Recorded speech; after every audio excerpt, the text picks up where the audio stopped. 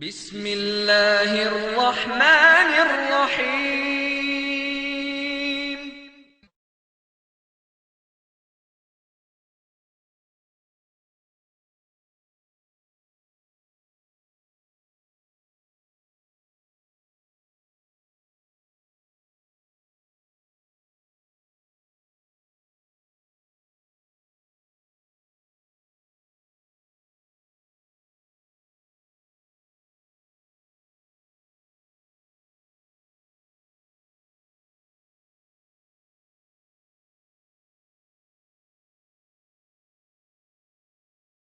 السلام عليكم ورحمة الله.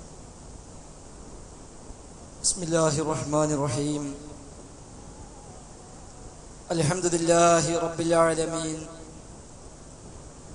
اللهم صل على محمد وعلى آل محمد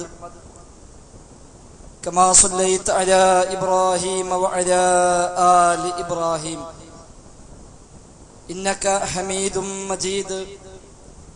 اللهم بارك على محمد وعلى آل محمد كما باركت على إبراهيم وعلى آل إبراهيم في العالمين إنك حميد مجيد.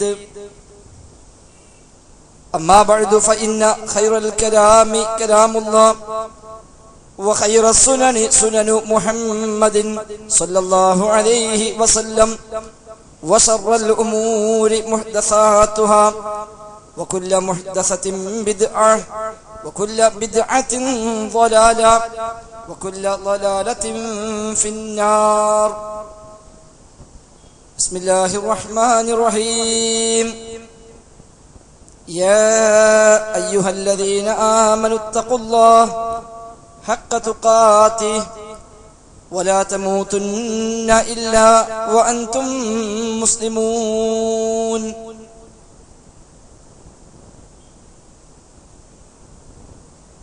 സ്നേഹം നിറഞ്ഞ നാട്ടുകാരെ, KNM ISM MSM MGM പ്രവർത്തകരായ സഹോദരി സഹോദരന്മാരെ,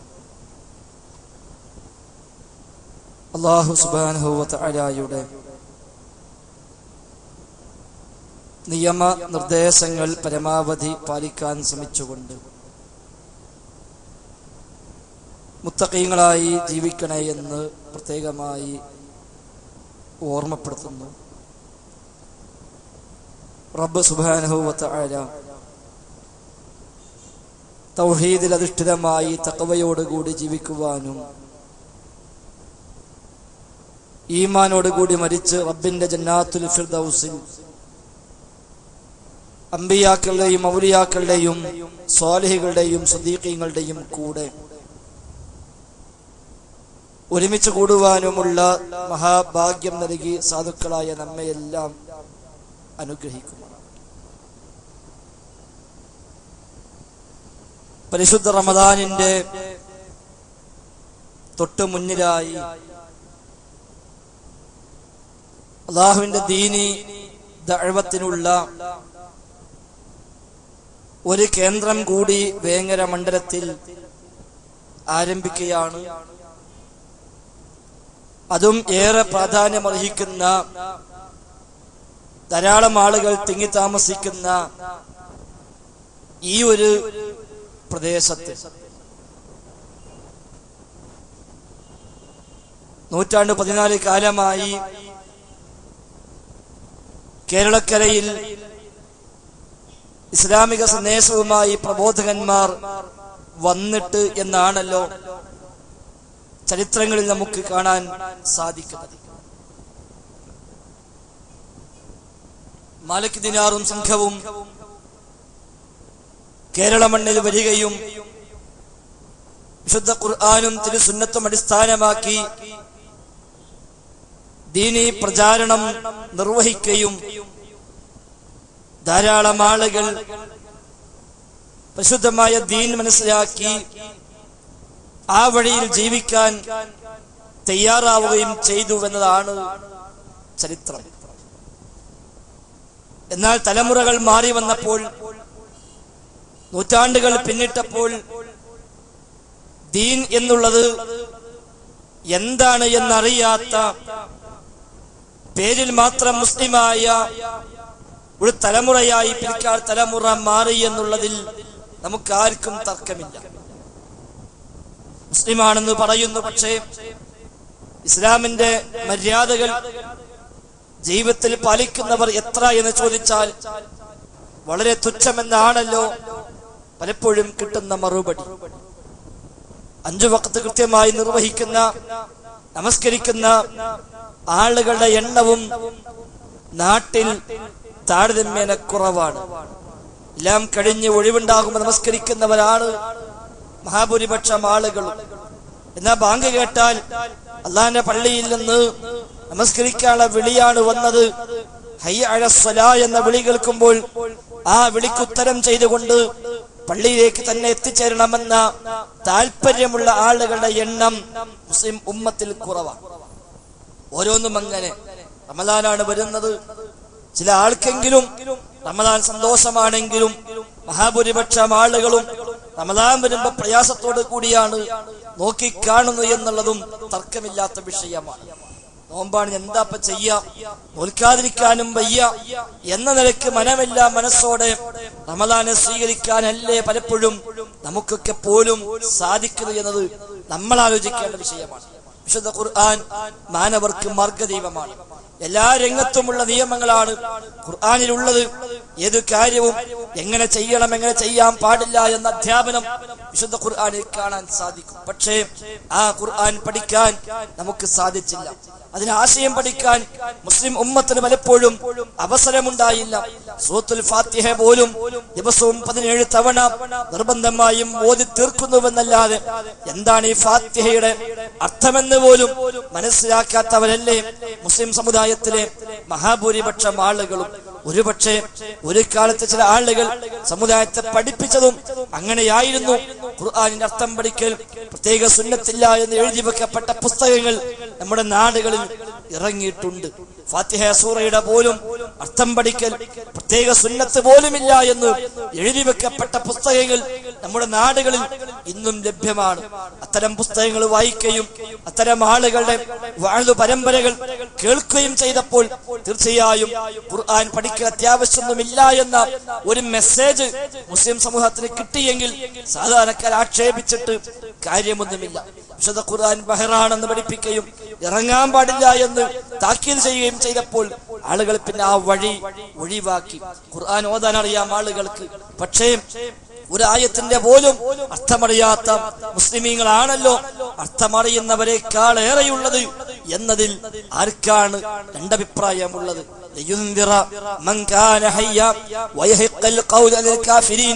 എന്ന് സൂറത്ത് യാസീനിലൂടെ നമ്മിൽ മഹാഭൂരിപക്ഷം ആളുകൾക്കും കാണാതറിയാവുന്ന യാസീൻ സൂറയിൽ നമ്മളൊക്കെ ഓതിക്കൊണ്ടിരിക്കുന്നു.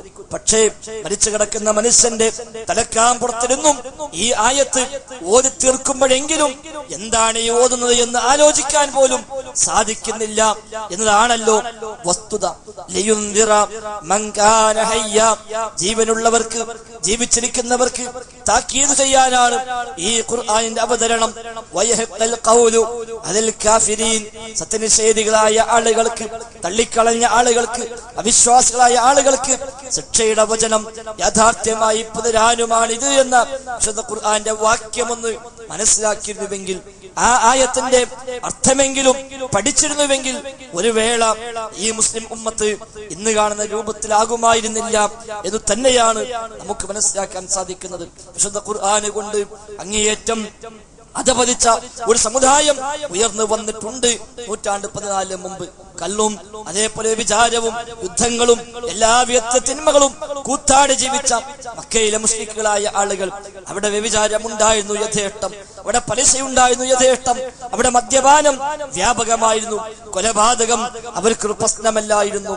അതേപോലെ കളവും വഞ്ചനയും പ്രശ്നങ്ങളും ഫിത്നകളും ഫസാദുകളും ഗീബത്തും നമീമത്തും തുടങ്ങി വഞ്ചനയും ചതിയും അസൂയയും അഹങ്കാരവും എല്ലാം ആ നാട്ടില് വളരെ വ്യാപകമായിരുന്നു. നന്മയുടെ കിരണങ്ങൾ ആ നാട്ടിൽ കാണാൻ വളരെ പ്രയാസമായിരുന്നു. ആ നാട്ടിലേക്ക് വിശുദ്ധ ഖുർആന്റെ ആയത്തുകൾ അവതരിക്കുകയും ആ ആയത്തുകൾ അവർ കേൾക്കുകയും അവർക്കത് മനസ്സിലാവുകയും ചെയ്തപ്പോൾ വല്ലാത്തൊരു മാറ്റമാണല്ലോ ആ നാട്ടിലുണ്ടായത്. ചന്തയിൽ അടിപിടി കൂടി പ്രശ്നമുണ്ടാക്കി ആ ടൗണിലെ ആ മാർക്കറ്റിലെ ഇന്നത്തെ റൗഡികളെ പോലെ ആ മാർക്കറ്റിൽ നടന്നിരുന്ന ഒരു മനുഷ്യൻ ഉമർ എന്നാണ് പേര്. ആ ഉമർ ഇബ്നു ഖത്താബ്, ആ പേര് ഇന്ന് നമ്മൾ കേൾക്കുമ്പോൾ റളിയല്ലാഹു അൻഹു എന്ന് പറയുന്ന തലത്തിലേക്ക് ആ മഹാനായ മനുഷ്യൻ മാറി വന്നത് ഏതാനും ആയത്തുകൾ കൊണ്ടാണ്.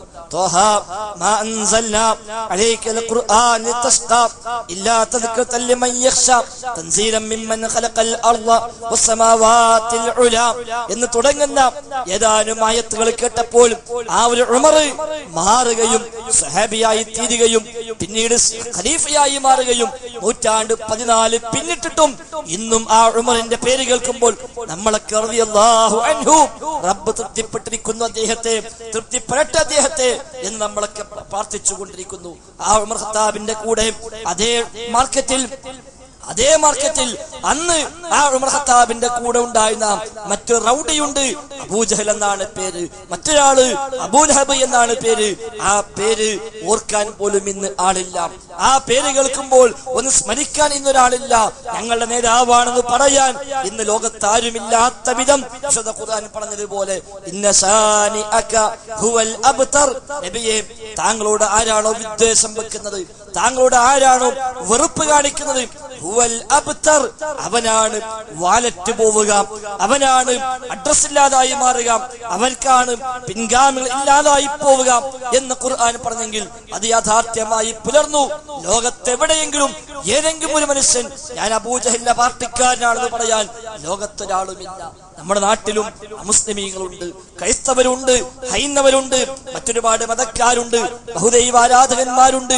പക്ഷെ ഒരാളും പറയുന്നില്ല ഞങ്ങൾ അബൂജഹലിന്റെ ബാക്കിയുള്ളവരാണ്, ഞങ്ങൾ അബൂജഹലിന്റെ അനുയായികളാണ്, അബൂലഹബിന്റെ പിൻഗാമികളാണ് എന്ന് ലോകത്തൊരു മനുഷ്യന് പറയുന്നില്ല എങ്കിൽ ഇന്ന ശാനിഅക ഹുവൽ അബ്തർ. റസൂലേ, അങ്ങയോട് ആരാണോ വിദ്വേഷം വെക്കുന്നവൻ, അങ്ങയെ ആരാണോ വെറുക്കുന്നവൻ, അവന് വാലറ്റ് പോകും, അവന് പിൻഗാമി ഇല്ലാതായി പോകും, പിന്മുറക്കാനില്ലാതായി പോകും, അവന്റെ അഡ്രസ് ഇല്ലാതെ പോകുമെന്ന് വിശുദ്ധ ഖുർആൻ പറഞ്ഞെങ്കിൽ നമ്മളത് കണ്ടു. പക്ഷേ ആ അല്ലാഹുവിന്റെ റസൂലിന്റെ ഒരു മാർഗം പിൻപറ്റാൻ പലപ്പോഴും നമുക്കായില്ല. ആ റസൂൽ പഠിപ്പിച്ച ദീൻ എന്താണ് എന്ന് അന്വേഷിക്കാൻ പലപ്പോഴും നമുക്കായില്ല. 14 മുമ്പ് നമ്മുടെ നാട്ടിൽ ദീനെത്തി എന്ന മഹത്വം നാം പറയുന്നുവെന്നല്ലാതെ ആ ദീൻ തന്നെയാണോ നമ്മുടെ പക്കലുള്ളത് എന്ന് ആലോചിക്കാൻ പോലും പലപ്പോഴും നമ്മൾ തയ്യാറായില്ല. മാലിക് ദിനാറും കൂട്ടരും കൊണ്ടുവന്ന ദീനിൽ തന്നെയാണ് ഞാനെന്ന് ഓരോരുത്തരും ഉറപ്പിച്ച് നിൽക്കുന്നുവെന്നല്ലാതെ അങ്ങനെ തന്നെ ആണോ എന്ന് നോക്കാൻ, മാലിക് ദിനാറ് പഠിപ്പിച്ച ദീനിൽ ഇങ്ങനെ തന്നെയാണോ എന്ന് ഒന്നാലോചിക്കാൻ പോലും, ആലോചിക്കാൻ പോലും നമുക്ക് ഇക്കാലം വരെ തോന്നിയിട്ടില്ല എന്നതാണല്ലോ വസ്തുത. ആ രംഗത്തൊരു മാറ്റം അനിവാര്യമാണ്. സമുദായം കൂടുതൽ അധപതിച്ചു പോയപ്പോൾ ഖുർആൻ അറിയാത്ത, ഹദീസ് എന്താണെന്നറിയാത്ത, നമസ്കരിക്കാൻ പോലും അറിയാത്ത, നോമ്പ് നോൽക്കാൻ അറിയാത്ത തലമുറകളായി പിന്നീട് മനുഷ്യർ അധപതിച്ചു. നമുക്കറിയാം, ഈ ശബ്ദം കേൾക്കുന്ന ഒരു 40 വയസ്സിന് മുകളിൽ പ്രായമുള്ള ഏതൊരാളും ചോദിച്ചാൽ അവരൊക്കെ പറഞ്ഞു തരും അവരെ ചെറുപ്പകാലങ്ങളിൽ റമദാൻ മാസം വന്നാൽ എന്തായിരുന്നു നമ്മുടെ നാട്ടിലെ അവസ്ഥ എന്നുള്ളത് അവർക്കൊക്കെ അറിയാം. എന്നാൽ കൃത്യമായി മനുഷ്യന്മാർ നോമ്പ് നോക്കണമെന്ന ബോധത്തിലേക്ക് തിരിച്ചു വന്നത് എന്ന് വെച്ചാൽ എല്ലാവർക്കും അറിയാം. ഒരു 10, 25, 30 കൊല്ലം മുമ്പ് വരെ നമ്മുടെയൊക്കെ നാടുകളിൽ റമദാൻ മാസം വന്നാൽ പാടത്ത് സ്പെഷ്യൽ കട കെട്ടി ഒരു ചായക്കട കെട്ടിയുണ്ടാക്കി അവിടെ പോയിരുന്ന് ചീട്ടും കളിച്ച് ചായയും കുടിച്ച് നേരം പോക്കുന്ന കാലം കണ്ടവരാണല്ലോ നമ്മിൽ നല്ലൊരു ശതമാനം ആളുകളും. ആണുങ്ങൾ നോമ്പ് നോൽക്കാറുണ്ടായിരുന്നില്ല. സ്ത്രീകളായിരുന്നു റമദാനിൽ നോമ്പ് നോറ്റിരുന്നത്. ജമാഅത്തിന് ഏതായിരുന്നാലും പള്ളിക്കില്ല. അങ്ങനത്തെ ഒരു പരിപാടി തന്നെ അന്ന് പരിചയമില്ല. വല്ലാതെ കുടിഞ്ഞ മനുഷ്യന്മാര് 3-ാം വെള്ളിയാഴ്ച ജുമുഅയ്ക്ക് പോകും എന്നതായിരുന്നല്ലോ അവസ്ഥ. അന്ന് ഉസ്താദുമാര് പറഞ്ഞെടുത്തു 3 വെള്ളിയാഴ്ച അടുപ്പിച്ച് ജുമുഅ ഒഴിവാക്കിയാൽ അയാളെ ഹൃദയത്തിൽ അല്ലാഹ് സീല് വെക്കും എന്ന് പറഞ്ഞപ്പോ അത് ബേജാറായിട്ട് 3-ാമത്തെ വെള്ളിയാഴ്ച ജുമുഅയ്ക്ക് 2 ആഴ്ച പോകൂല. 3-ാമത്തെ ആഴ്ച 3-ാം വെള്ളിയാഴ്ചയാണ്, ഇന്ന് പോകാൻ ഞാൻ പറ്റൂല എന്നറിയാം. അപ്പൊ അന്ന് ജുമുഅയ്ക്ക് പോകും, പിന്നെ 2 ആഴ്ച പോകൂല, പിന്നെ അടുത്ത 3-ാമത്തെ വെള്ളിയാഴ്ച പോകും. കാരണം സീല് വെക്കാതെക്കാൻ വേണ്ടി. അങ്ങനെ വവായത്ത് രക്ഷപ്പെട്ടിരുന്ന ഒരു സാഹചര്യം നമ്മുടെ നാട്ടിലുണ്ടായിരുന്നു. സക്കാത്ത് എന്നുള്ളത് പരിചയം പോലും ഉണ്ടായിരുന്നില്ല. ഹജ്ജേതായാലും അന്ന് ഇന്നത്തെ പോലെ യാത്രാ സൗകര്യങ്ങളില്ലാത്തത് കൊണ്ടാണെന്ന് വേണമെങ്കിൽ ന്യായം പറയാം. പോകുന്ന ആളുകളുടെ എണ്ണം കുറവായിരുന്നു. മേലായ റബ്ബുണ്ട് എന്നറിയാമെന്നല്ലാതെ അള്ളാഹുവാണ് മഴ പെയ്യിപ്പിക്കുന്നത്, അള്ളാഹുവാണ് രോഗം നൽകി പരീക്ഷിക്കുന്നത്, അള്ളാഹുവാണ് അനുഗ്രഹം ചൊരിയുന്നത്, അള്ളാഹുവാണ് പരീക്ഷ നൽകുന്നത് എന്നറിയാമെന്നല്ലാതെ മഴ ഇല്ലാതായാൽ ആ റബ്ബിലേക്ക് കൈ നീട്ടണമെന്ന് സമുദായത്തിൽ അറിയുമായിരുന്നില്ല. രോഗം വന്നാൽ ആ റബ്ബിനോട് പ്രാർത്ഥിക്കണമെന്ന് ഉമ്മത്തിനറിയാമായിരുന്നില്ല. പ്രശ്നവും പ്രയാസവും ബുദ്ധിമുട്ടും വന്നാൽ റബ്ബിനോടാണ് തേടേണ്ടത് എന്ന് സമുദായത്തിൽ അറിയുമായിരുന്നില്ല. പകരം മമ്പുറത്തേക്കും പുത്തമ്പള്ളിയിലേക്കും അജ്മീറും ഏർവാടിയും പൊന്നാനിയും പുതുപൊന്നാനിയും നാഗൂരും മുത്തുപേട്ടയും അടക്കമുള്ള ധാരാളം കേന്ദ്രങ്ങൾ മുസ്ലിം ഉമ്മത്തിനുണ്ടായി വന്നു. അവിടെയെല്ലാം പോയി പറഞ്ഞാൽ രോഗം മാറുമെന്ന് അവർ വിശ്വസിച്ചു.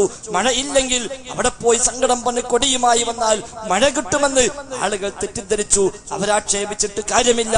അവർ പഠിച്ചു വെച്ചത് അങ്ങനെയാണ്, അവരെ മനസ്സിലാക്കിയത് അങ്ങനെയാണ്, അവരെ പഠിപ്പിച്ചത് അങ്ങനെയാണ്. അതിന്റെ ഫലമാണ് അവർ ആ രൂപത്തിലായി മാറിയത്. അത്തരം സാഹചര്യത്തിലാണ് ഏതാനും പണ്ഡിതന്മാർ ഒരു നൂറ്റാണ്ട് കാലം മുമ്പ് അവര് ഇറങ്ങി പുറപ്പെട്ട് ഈ ഉമ്മത്തിന് കരകയറ്റേണ്ടതുണ്ട്. ഈ ഉമ്മത്തിന് നബിതങ്ങളുടെ അതേ സുന്നത്തിലേക്ക് മാലിക് ദിനാറും സംഘവും കേരളക്കരയിൽ കൊണ്ടുവന്ന ദീനെന്താണോ ആ ശരിയായ പാരമ്പര്യത്തിലേക്ക്, ആ ശരിയായ പഴമയിലേക്ക് ഈ ഉമ്മത്തിനെ മടക്കി വിളിക്കേണ്ടതുണ്ട് എന്ന തിരിച്ചറിവില്ലെന്ന് ഏതാനും പണ്ഡിതന്മാർ അന്ന് രംഗത്തിറങ്ങുന്നത്. ഒറ്റയും തെറ്റയുമായി ഉണ്ടായ പ്രവർത്തനം പിന്നീട് ഒരു സംഘടിതമായ പ്രവർത്തനമായി മാറി. ഇസ്ലാഹി പ്രസ്ഥാനമെന്നും സലഫി പ്രസ്ഥാനമെന്നും മുജാഹിദ് പ്രസ്ഥാനമെന്നും അതേപോലെയുള്ള വ്യത്യസ്ത പേരുകളിൽ അറിയപ്പെടുകയും അതെല്ലാം സൗകര്യാർത്ഥമുണ്ടാക്കിയെടുത്ത ഒരു താൽക്കാലികമായ സംവിധാനം മാത്രം. ഒരു സംവിധാനം ഉണ്ടാകും, ഒരു പേര് വേണം. ഇവിടെ ഒരു സംവിധാനമുണ്ടായി, നമ്മൾ പേരിട്ടു സലഫി ദഅ്വ സെന്റർ എന്നതുപോലെ എന്തെങ്കിലും ഒരു പേരിട്ടുകൊണ്ട് ഒരു സംവിധാനം ഉണ്ടാക്കി ആളുകളെ ദീനു പഠിപ്പിക്കാൻ, ഖുർആൻ പഠിപ്പിക്കാൻ, ഹദീസ് പഠിപ്പിക്കാൻ, ഇസ്ലാമിന്റെ ചര്യകൾ പഠിപ്പിക്കാനുള്ള ഒരു സംവിധാനം അന്ന് ഉണ്ടാക്കിയെടുത്തു. ധാരാളം ആളുകൾക്ക് അതൊരു പ്രചോദനമായി മാറി. പലരും ഖുർആൻ പഠിച്ചു, പലരും ഹദീസുകൾ പഠിച്ചു. നാട്ടിലൊന്നാകെ ബോധമുണ്ടായി, ധാരാളം മാറ്റങ്ങൾ ഉണ്ടായി. പള്ളികൾ വർദ്ധിച്ചു, സ്ഥാപനങ്ങൾ വർദ്ധിച്ചു, അറബി കോളേജുകൾ വർദ്ധിച്ചു, ദീനു പഠിക്കാനുള്ള സംവിധാനങ്ങൾ വർദ്ധിച്ചു.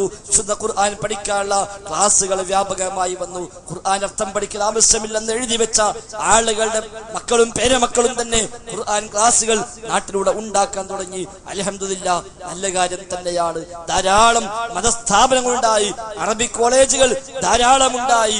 ഈ പ്രദേശങ്ങളിൽ പോലും നമുക്കറിയാം മനാർ അറബി കോളേജ് ഉണ്ടായി. ഇനി ഇതാ വലിയ ഒരു ദീനി കേന്ദ്രം നമ്മുടെ സമീപത്ത് തന്നെ, നമ്മുടെ ഊരകം മലയിൽ ഒരു ബൃഹത്തായ ഒരു വലിയ സംരംഭം ജാമിഅ അൽ ഹിന്ദ് അൽ ഇസ്ലാമിയ എന്ന പേരിൽ ഒരു ബൃഹത്തായ സംഭവം, ലോകോത്തരമായ നിലവാരത്തിൽ ദീനു പഠിക്കാൻ ഉതകുന്ന വിശുദ്ധ ഖുർആനും തിരുസുന്നത്തും ആഴങ്ങളിൽ ഗവേഷണം ചെയ്യാൻ സാധിക്കുന്ന, എല്ലാ വിജ്ഞാനീയങ്ങളും അവഗാഹം നേടുന്ന ലക്ഷണമൊത്ത മതപണ്ഡിതന്മാരെ വാർത്തെടുക്കുക എന്ന ഒരു വലിയ ലക്ഷ്യത്തോടു കൂടി ജാമിഅത്തുൽ ഹിന്ദ് അൽ ഇസ്ലാമിയ എന്ന സ്ഥാപനം നമ്മുടെ നാട്ടിൽ തന്നെ, വേങ്ങരയിൽ തന്നെ ഊരകമലയിൽ ഇൻഷാ അല്ലാഹ് അവിടെ ആരംഭിക്കുകയാണ്. സ്ഥാപനം തുടങ്ങിക്കഴിഞ്ഞു. തൽക്കാലം പെരിന്തൽമണ്ണയിലാണ് എന്ന് മാത്രം. ഏതാനും മാസങ്ങൾക്കുള്ളിൽ ഇൻഷാ അല്ലാഹ് ആ സ്ഥാപനം നമ്മുടെ നാട്ടിലേക്ക് വരികയാണ്. ഇങ്ങനെ ധാരാളം സംരംഭങ്ങൾ, ധാരാളം സ്ഥാപനങ്ങൾ, കേൾക്കാനും പഠിക്കാനുമുള്ള ഒരുപാട് സാഹചര്യങ്ങൾ ഇതെല്ലാം നമുക്കുണ്ടായി. പഴയ കാലങ്ങളെ പോലെയല്ല. പഴയ കാലത്ത് വഅദ് കേൾക്കണമെങ്കിൽ എവിടെയാണോ വഅദുള്ളത് അവിടെ പോകേണ്ടിയിരുന്നു, അതും തന്നെ നടന്നു പോകേണ്ടിയിരുന്നു. അന്ന് ഏതെല്ലാം നാട്ടിലേക്ക് മനുഷ്യന്മാർ നടന്ന് വഅദ് കേൾക്കാൻ വേണ്ടി പോയി. ചെമ്മാട്, തിരുവങ്ങാടി, അതിനപ്പുറം പരപ്പനങ്ങാടി, താനൂര് തുടങ്ങി വ്യത്യസ്ത പ്രദേശങ്ങളിലേക്ക് നടന്നുപോയി വഅദ് കേട്ട് ദീനു പഠിച്ചു വന്നിരുന്ന ഒരു കാലം അതിവിദൂരമൊന്നുമല്ല അത് കഴിഞ്ഞു പോയത്. ഈ നാട്ടിൽ തന്നെ പ്രായമുള്ള ആളുകളോട് ചോദിച്ചാൽ അവരെ പോലും പറയും അന്നൊക്കെ കിലോമീറ്ററുകൾ താണ്ടി ചെന്ന് തൗഹീദിന്റെ സന്ദേശങ്ങൾ കേൾക്കാൻ, വഅദ് കേൾക്കാൻ വേണ്ടി സമയം കണ്ടെത്തിയ അനുഭവങ്ങൾ അവരൊക്കെ പറയുമായിരുന്നു. ഇന്നതിൽ നിന്ന് മാറി ഇന്ന് നമ്മുടെ വീട്ടിലിരുന്നാൽ ഏത് വഅദും വീട്ടിൽ നിന്ന് കേൾക്കാവുന്ന സാഹചര്യമുണ്ടായി. സീഡികൾ ഉണ്ടായി. വേണ്ട, അതും വേണമെന്നില്ല. ഒരൊറ്റ മൊബൈൽ ഫോൺ ഉണ്ടായാൽ ഒരുപാട് ഉപകരണങ്ങളുടെ ഉപയോഗം ഒന്നിച്ചു നടക്കുന്ന സംഗതിയാണല്ലോ ഒരു മൊബൈൽ ഫോൺ. ആ ഒരു മൊബൈൽ ഫോൺ ഉണ്ടായാൽ വീട്ടിലിരുന്നിട്ട് ഏത് പാർട്ടിക്കാരന്റെ വഅദും ഏത് മതക്കാരന്റെ പ്രസംഗവും നമ്മുടെ വീട്ടിൽ കേവലം മൊബൈൽ ഫോൺ കൊണ്ട് കേൾക്കാവുന്ന സൗകര്യമുള്ള കാലഘട്ടത്തിലാണ് നാം ജീവിച്ചുകൊണ്ടിരിക്കുന്നത്. ഒരുപാട് സ്റ്റേഷനുകൾ, ഇന്റർനെറ്റ്, റേഡിയോയിലൊക്കെ കയറിയാൽ 1000-ലേറെ സ്റ്റേഷനുകളാണ് നമുക്കതിൽ കിട്ടുന്നത്.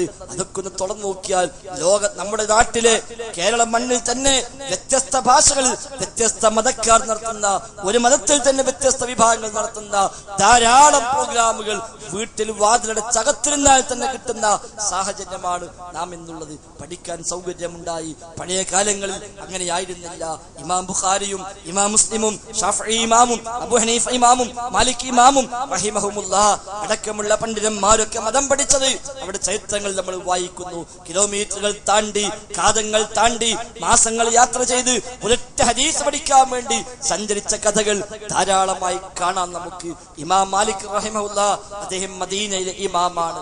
മദീനയിലെ ഇമാമായിരുന്നു അദ്ദേഹം. ഇമാമു ദാരിൽ ഹിജ്റ എന്നാണ് അദ്ദേഹത്തിന്റെ സ്ഥാനപ്പേര്. മദീനയിലെ ഇമാം, ദാറുൽ ഹിജ്റയുടെ ഹിജ്റ ഭവനത്തിന്റെ ഇമാം എന്നറിയപ്പെട്ട ഇമാം മാലിക് റഹിമഹുല്ലാഹ് അദ്ദേഹത്തിന്റെ മുമ്പിലേക്ക്, സദസ്സിലേക്ക് ഒരു മനുഷ്യൻ കടന്നു വരികയാണ്. അയാൾ വന്നിട്ട് ഇമാം മാലിക്കിനോട് പറയുന്നു, ഞാൻ 6 മാസം യാത്ര ചെയ്തിട്ടാണ് ഇങ്ങോട്ട് എത്തിയിട്ടുള്ളത്. അത്രയും ദൂരനാട്ടിൽ വരുന്നത് എന്നർത്ഥം. ഇന്നത്തെ പോലെ യാത്രാ സൗകര്യമൊന്നുമില്ല, റോഡില്ല, വാഹനമില്ല, ഒന്നുമില്ല. നടന്നും അതേപോലെ കഴുതപ്പുറത്തുമൊക്കെ ആയിട്ട് വേണം അന്ന് സഞ്ചരിക്കാൻ. 6 മാസം സഞ്ചരിച്ചിട്ടാണ് എന്റെ നാട്ടിൽ നിന്ന് ഞാൻ മദീനത്തേക്ക് എത്തിയത്. തിരിച്ച് 6 മാസം അങ്ങോട്ടും എനിക്ക് സഞ്ചരിക്കണം. 1 കൊല്ലമായി ഞാൻ വന്നത്. എന്റെ നാട്ടിൽ ഒരു വിഷയത്തിൽ അഭിപ്രായ വ്യത്യാസമുണ്ടായി. ആ വിഷയത്തിന് കൃത്യമായി ഇസ്ലാമിക നിയമം പറഞ്ഞു കൊടുക്കാൻ കഴിയുന്ന പണ്ഡിതന്മാർ ഞങ്ങളുടെ നാട്ടിലില്ല. ഉള്ള പണ്ഡിതന്മാർക്കും പറയാൻ സാധിക്കുന്നില്ല. അതുകൊണ്ട് അവരെല്ലാരും കൂടെ കൂടിയിട്ട് എന്നെ ഇങ്ങോട്ട് പറഞ്ഞയച്ചതാണ്. ഔദ്യോഗികമായി അവരുടെ പ്രതിനിധിയായിട്ടാണ് ഞാൻ വരുന്നത് എന്ന് പറയുമ്പോൾ ഇമാം മാലിക് റഹിമഹുല്ലാഹ് പറഞ്ഞു, സൽ, എങ്കിൽ ചോദിക്കുക. ഇദ്ദേഹം ചോദിച്ചു. ചോദ്യം കേട്ട് കഴിഞ്ഞപ്പോ ഇമാം മാലിക് പറഞ്ഞു, ലാ അദ്രി, എനിക്കറിയില്ല. അന്നത്തെ പണ്ഡിതന്മാരുടെ മറ്റൊരു പ്രത്യേകതയാണ്, അറിയില്ലെങ്കിൽ അറിയില്ല എന്ന് പറയും. ഒപ്പിച്ചുണ്ടാക്കി എന്തെങ്കിലും പറഞ്ഞു കൊടുക്കൂല. ഒപ്പിച്ചുണ്ടാക്കി ഞാൻ ചോദിച്ചതല്ലേ, 6 മാസം സഞ്ചരിച്ച് വന്നതല്ലേ, എന്റെ അടുത്ത് വന്നത് എനിക്കറിയില്ല എന്ന് പറയും, എനിക്കൊരു മോശമല്ലേ എന്ന ചിന്തല്ല. അള്ളാന്റെ ദീനാണ്. അതുകൊണ്ട് പാരമ്പര്യം എങ്ങനെ, നാട്ടുകാരിങ്ങനെ, ഭൂരിപക്ഷം എങ്ങനെ, ഉമ്മിൻ ബാപ്പി അങ്ങനെ, ഉസ്താദ് പറഞ്ഞത് അങ്ങനെ, ഞങ്ങളെ പള്ളിക്കൽ അങ്ങനെ എന്ന് വിചാരിച്ച ദീനുണ്ടാവൂല. അങ്ങനെ ദീനുണ്ടാവൂല. റസൂല് പഠിപ്പിച്ചോ എങ്കിൽ അതാണ് ദീൻ. അപ്പൊ അദ്ദേഹം പറഞ്ഞു, എനിക്കറിയില്ല. ഈ മനുഷ്യൻ ആകെ അത്ഭുതപ്പെട്ടു പോയി.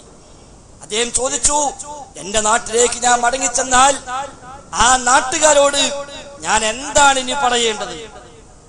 ഇമാം മാലിക്കിന്റെ മറുപടി, നീ അവരോട് പറഞ്ഞേക്കുക, സഅൽതു മാലികൻ ഫഖാല ലാ അദ്രി. ഞാൻ ചെന്നു, മദീനയിലെത്തി, മാലിക്കിനെ കണ്ടു. ഇമാം മാലിക്കിനോട് ഞാൻ ചോദിച്ചു, അദ്ദേഹം പറഞ്ഞിരിക്കുന്നു എനിക്കറിയില്ല എന്ന് നീ പറഞ്ഞേക്കുക. എന്നാലും ഒപ്പിച്ചുണ്ടാക്കി പറഞ്ഞില്ല. നമ്മുടെ നാട്ടിലാണെങ്കിലും നമുക്ക് വേറൊന്ന് നോക്കണം. നമ്മളെ പള്ളിക്ക് ഉസ്താദ് പറഞ്ഞു, അത് ദീന് എന്നോർത്ത നമ്മളുള്ളത്.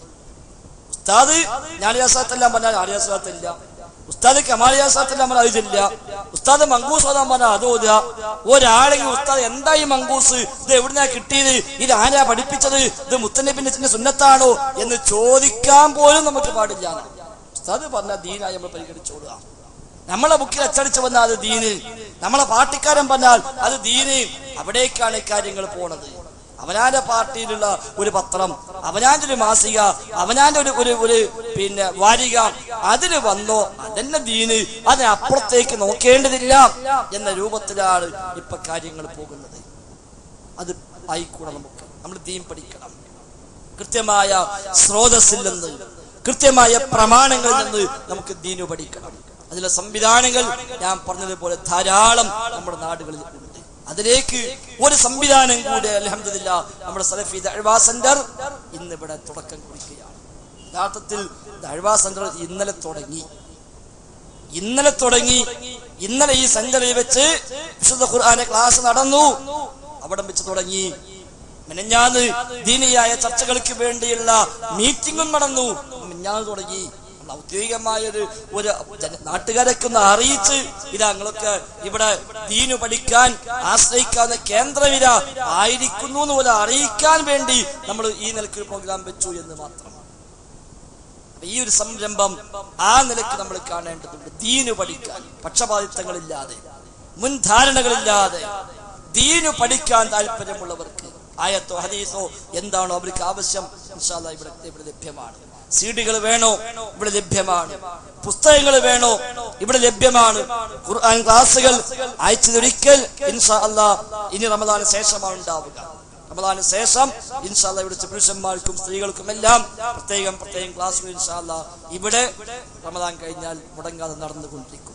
മത വിഷയങ്ങൾ പഠിക്കാനുള്ള പ്രത്യേകം ക്ലാസുകളും ഇൻഷാ അല്ലാഹ് ആഴ്ചതോറും സംഘടിപ്പിക്കാനുള്ള പ്ലാനുകൾ തയ്യാറായിട്ടുണ്ട്. നേരത്തെ സൂചിപ്പിച്ച പോലെ സംഘടിതമായ സക്കാത്ത് സംവിധാനം ഇൻഷാ അല്ലാഹ് ഈ സെന്റർ കേന്ദ്രീകരിച്ചുകൊണ്ട് നാം ആരംഭിക്കുകയാണ്. സക്കാത്ത് എല്ലാവർക്കും ഉള്ളൊരു ബാധ്യതയാണ്.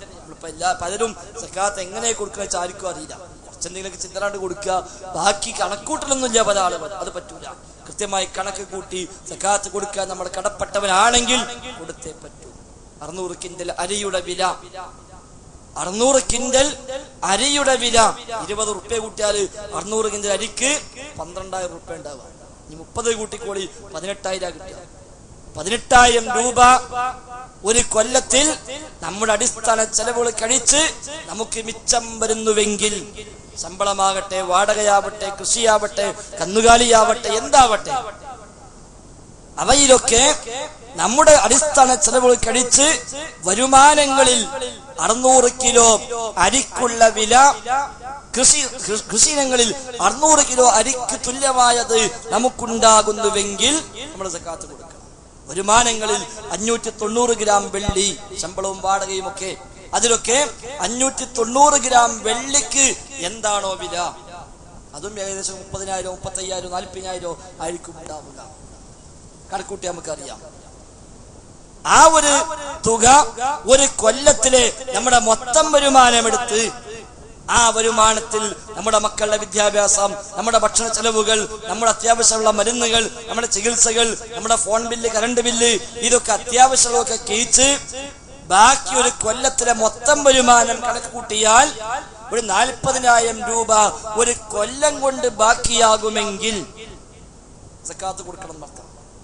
10,000 രൂപ ശമ്പളം വാങ്ങുന്ന, 10,000 രൂപക്ക് വാടക കിട്ടുന്ന, 10,000 രൂപക്ക് ഒരു വാഹനം ഓടിച്ച് പണമുണ്ടാക്കുന്ന, 10,000 രൂപ കൂലിപ്പണിക്ക് പോയ മാസത്തിൽ കിട്ടുന്ന ഒരാള് ഒരു ദിവസം 500 റുപ്യ കൂലിയാണെങ്കിൽ 20 ദിവസം പണിക്ക് പോയാല് 10,000 റുപ്യായി.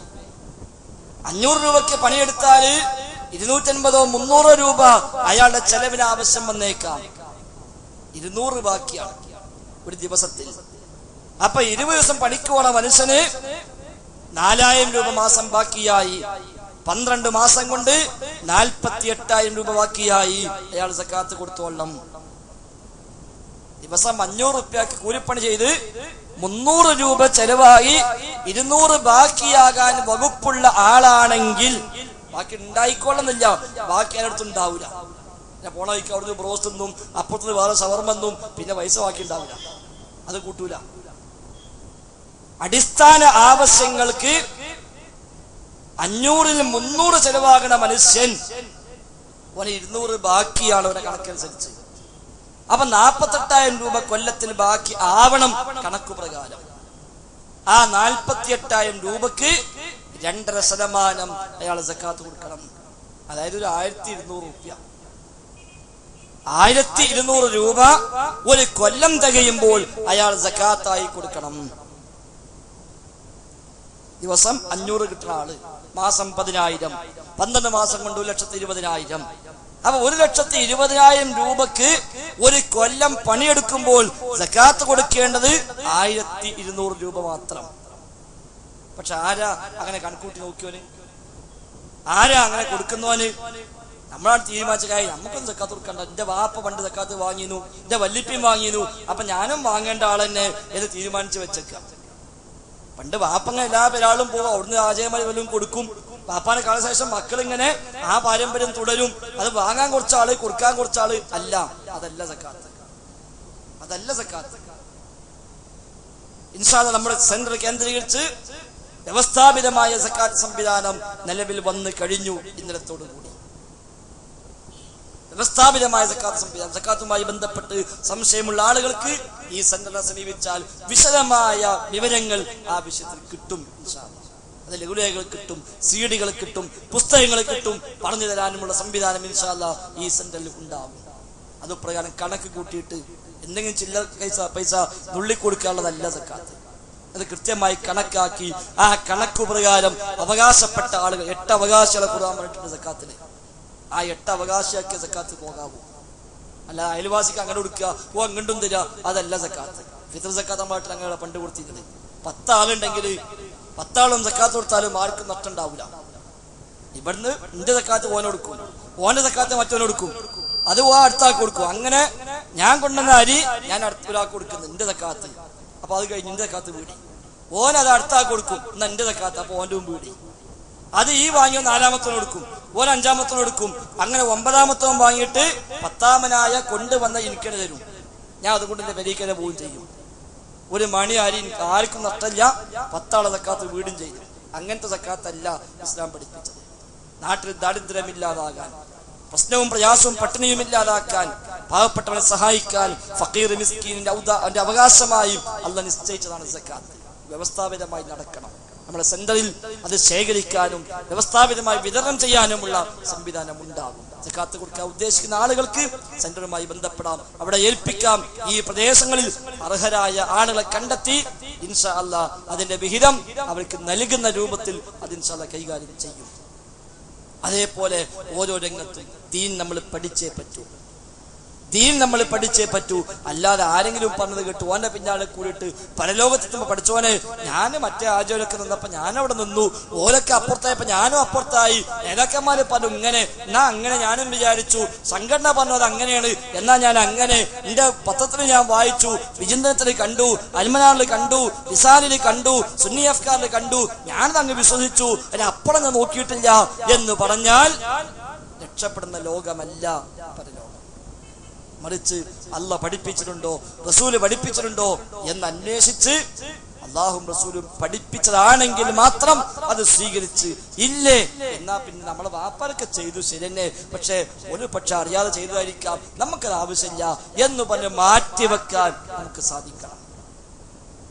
നമ്മളെ വാപ്പ നിസ്കരിക്കാത്ത മനുഷ്യരാണെങ്കിൽ അത് തെളിവാക്കിയിട്ട് നമ്മളാണ് നിസ്കാരം ഒഴിവാക്കുന്നത്. എന്റെ വാപ്പ നിസ്കരിച്ചിട്ടില്ല, വല്ലിപ്പ നിസ്കരിച്ചിട്ടില്ല, അതുകൊണ്ട് നിസ്കരിക്കുന്ന ആവശ്യമൊന്നും ഇസ്ലാമിലില്ല എന്നൊരുത്തം പറഞ്ഞാല് നമ്മൾ അംഗീകരിക്കാൻ പറ്റുമോ? ഇല്ല. ഇനി വാപ്പ 6 വഖ്ത് നിസ്കരിച്ചു വരിക, വാപ്പ കുറെ കാലത്ത് ഫർള് നിസ്കാരം 6 വഖ്താ നിസ്കരിക്കല്, നമ്മളാരെയും പറയോ എന്റെ വാപ്പയും വല്ലിപ്പയ്ക്ക് 6 വഖ്ത് നിസ്കരിച്ചു വരാം, അവിടെ ഞാനും 6 എന്നാരെങ്കിലും പറയോ? ഇല്ല.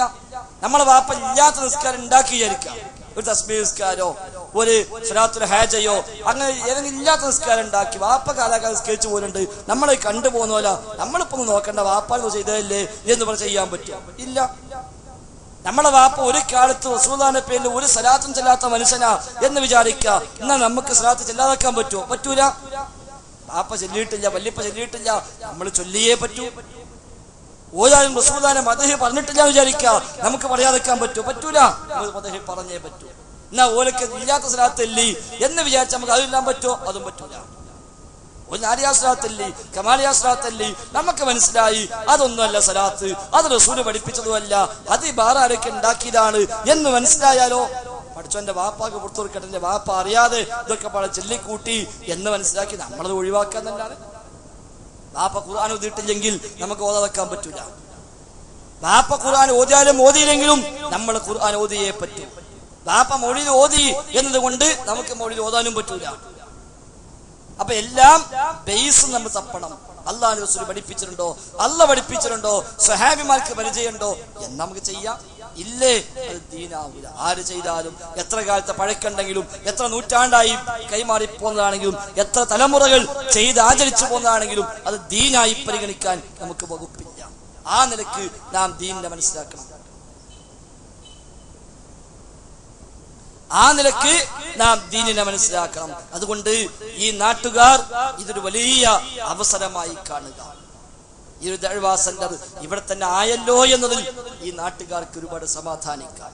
അതോടൊപ്പം ഇങ്ങനത്തെ സംവിധാനം മുമ്പിൽ ഉണ്ടായിട്ട് അതും ഉപയോഗിക്കാതെ പോയാൽ ഒരു പക്ഷേ നഷ്ടക്കാരായി മാറുകയും ചെയ്യും. നേരത്തെ സ്വാഗതത്തിൽ സൂചിപ്പിച്ചതുപോലെ മണ്ഡലത്തിന്റെ വിവിധ ഭാഗങ്ങളിൽ ഒരു സലഫി സെന്ററിന് വേണ്ടി പലപ്പോഴായി നമ്മൾ ശ്രമിച്ചു, പല ഭാഗത്തും അന്വേഷിച്ചു. അവസാനം ഇവിടെയാണ് അത് എത്തിയത്. ഈ പ്രദേശത്തുകാർ അതൊരു വലിയ നേട്ടമായി കാണുക.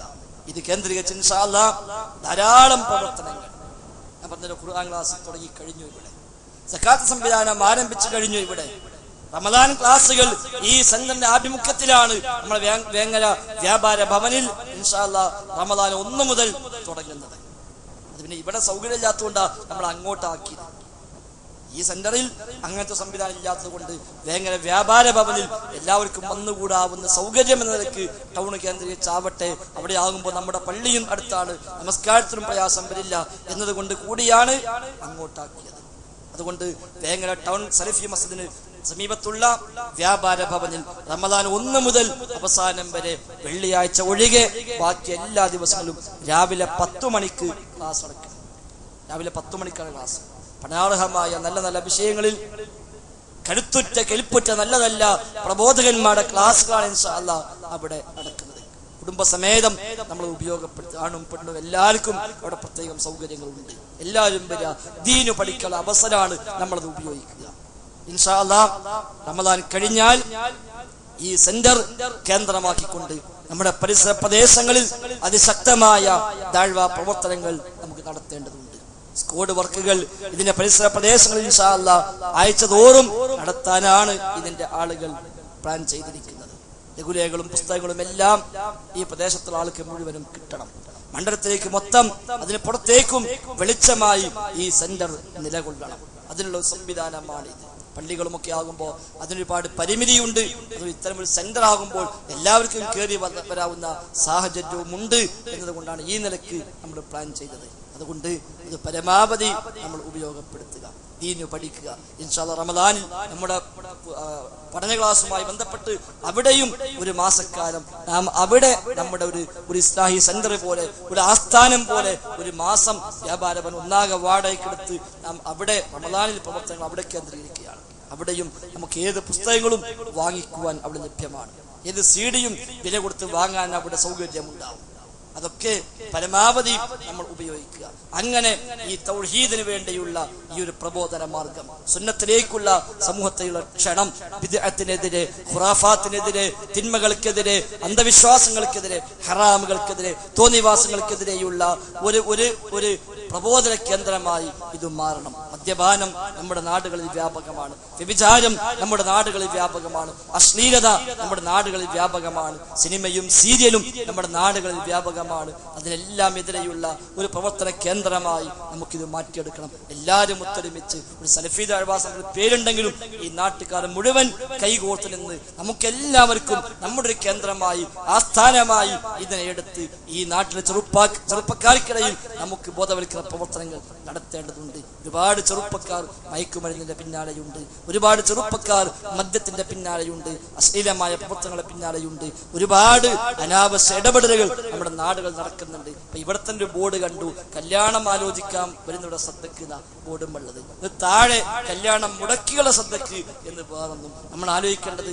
എന്റെ ഒരു നാട്ടില് ഇത് കല്യാണം മുടക്കാൻ ആളുണ്ടായത്. ഇസ്ലാമിക സമൂഹത്തില് മുടങ്ങിപ്പോയ കല്യാണം നടത്തി കൊടുക്കാനാ ആളുണ്ടാവേണ്ടത്. പക്ഷെ ഇവിടെ കല്യാണം മുടക്കാൻ എന്റെ ആളുണ്ടായി. ഒരു പക്ഷെ ഒരാളെ ഉണ്ടാവുള്ളൂ. ഓനെ കൊണ്ടായിരിക്കാം ബാക്കി എല്ലാവരും പൊറുതി മുട്ടിയത്. ഇടങ്ങാറായിട്ടായിരിക്കാം ഒരു പക്ഷെ ബോർഡ് വെച്ചത്. പക്ഷെ നമ്മൾ തിരിച്ചറിയേണ്ടതുണ്ട്. ഓരോന്നും നമ്മൾ നോക്കേണ്ടത്. എനിക്ക് അവിടെ ഈ പറപ്പൂർ പ്രദേശത്ത് അവിടെ മഹല്ലയിൽ എല്ലാവരും ഒന്നിച്ചു കൂടി, സുന്നി മുജാഹിദും ജമാഅത്തും എല്ലാവരും കൂടെ ഒന്ന് യോഗം കൂടിയിട്ട് ഒരു തീരുമാനിച്ചു, ഈ നാട്ടിൽ മദ്യപാനം അധികമാണ്. അതുകൊണ്ട് ഇനി ഈ നാട്ടിൽ ആര് മദ്യപിച്ച് എവിടെയെങ്കിലും പോയി വീണ് പോലീസ് പൊക്കിക്കൊണ്ടുപോയി അയാൾ അറസ്റ്റ് ചെയ്താല് ഒരൊറ്റ രാഷ്ട്രീയ പാർട്ടിക്കാരും ഒരു മതസംഘടനക്കാരും ഓനെ ഇറക്കാൻ വേണ്ടി പോകൂല എന്ന് എല്ലാവരും ഒറ്റക്കെട്ടായി തീരുമാനിച്ചു. സുന്നി മുജാഹിദും ജമാഅത്തും രാഷ്ട്രീയക്കാരും ഒക്കെപ്പാട് യോഗം കൂടിയിട്ട് എല്ലാവരും കൂടെ തീരുമാനിച്ചു. സാധാരണ അങ്ങനെയുള്ള ഔത്താവുമ്പോഴേക്ക് പുറത്തിറക്കാൻ ആളുണ്ടാവും. പക്ഷെ പിറ്റേന്ന് നേരം എടുത്തപ്പോ ആ നാട് മൊത്തം ഒരു ഫോട്ടോസ്റ്റാറ്റ് കോപ്പി ഇറങ്ങി. ആ ഫോട്ടോസ്റ്റാറ്റ് കോപ്പിയിൽ 10-30 ആളെ പേര്. എന്നിട്ട് പറയാ, ആദ്യം ഇവർക്കെതിരെ നടപടി സ്വീകരിക്കുക. അപ്പൊ അങ്ങനെ ഓരോരുത്തരെ പേരെടുത്തിട്ട് ബ്രാക്കറ്റിൽ പോലെ ക്വാളിഫിക്കേഷൻ, ഇന്ന പള്ളിന്റെ സെക്രട്ടറി, മറ്റേ ആള് മറ്റേ പള്ളിന്റെ പ്രസിഡന്റ്, മൂന്നാമത്തെ ആള് ഈ പള്ളി സെക്രട്ടറിന്റെ മോന്, മറ്റത് ഇന്ന മദ്രസ കമ്മിറ്റിന്റെ സെക്രട്ടറിന്റെ അനിയന്. ഇങ്ങനെ കൊടുത്തിട്ട് 10-30 ആളെ പേര്. അതാണ് സമൂഹത്തിന്റെ ചിത്രം. നമ്മൾ ആക്ഷേപിക്കാൻ പറയല്ല, എല്ലാ നാട്ടിലുമുള്ള സാഹചര്യം അതാണ്. അതൊക്കെ ഇല്ലാതാക്കാൻ കൂട്ടായ പ്രവർത്തനം കൂടെ വിശുദ്ധ ഖുർആനിന്റെയും തിരുസുന്നത്തിന്റെയും അടിസ്ഥാനത്തിൽ ഊന്നിയ പരിശ്രമങ്ങളിലൂടെ നമുക്കത് മാറ്റിയെടുക്കാൻ കഴിയും. അത് മാത്രമേ പരിഹാരമുള്ളൂ. അല്ലാതെ കല്യാണം മുടക്കാൻ ഞാൻ കൂടിയിട്ട് ഞങ്ങൾ തച്ച് ശരിയാക്കുന്ന ബോർഡ് വെച്ചിട്ട് വലിയ മാറ്റമൊന്നും വരില്ല.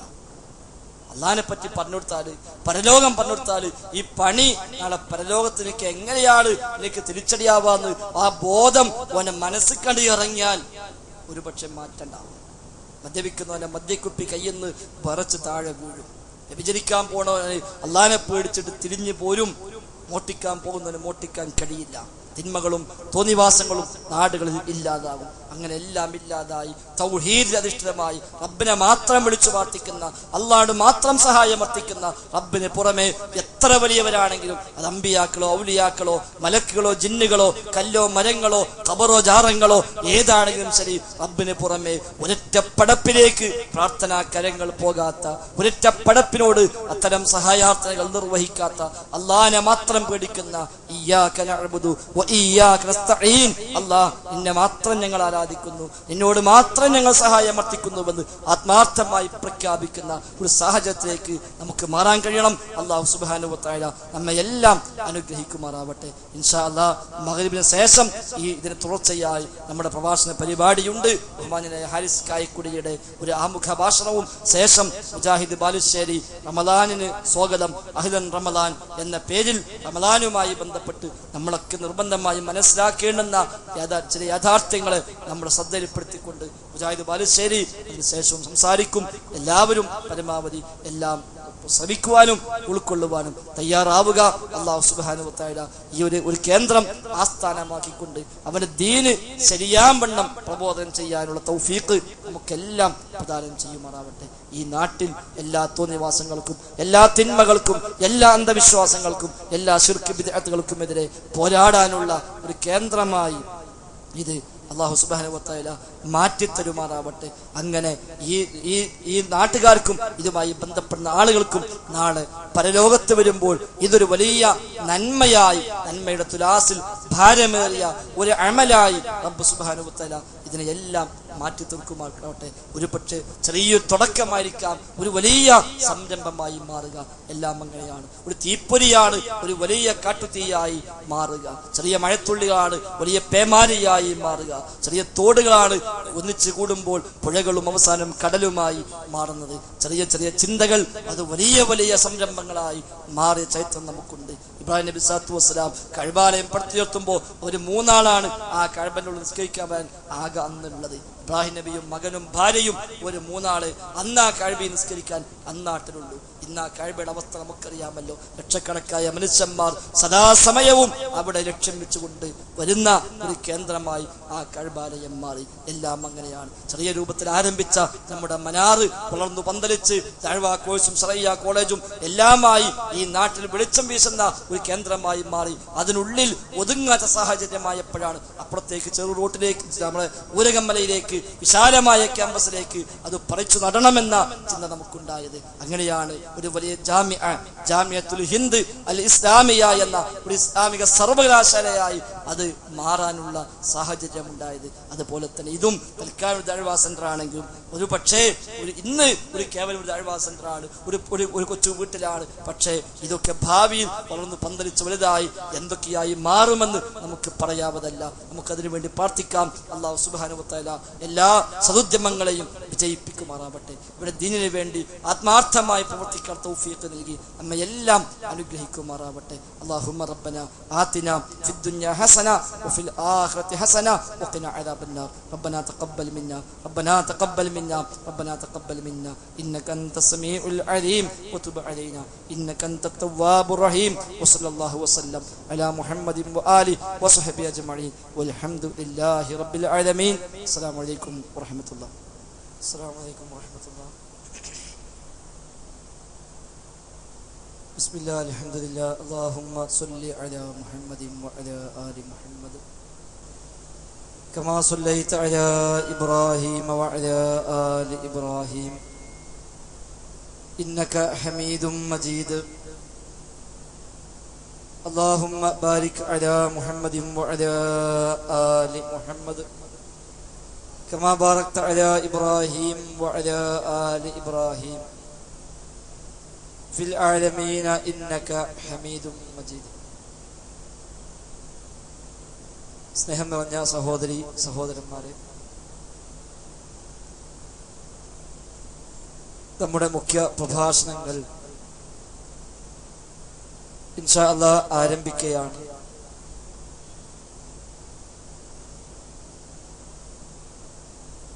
പുറത്തുള്ള ആളുകൾ പരമാവധി ഉള്ള സൗകര്യങ്ങൾ ഉപയോഗപ്പെടുത്തി ഇരിക്കാൻ ശ്രമിക്കുക.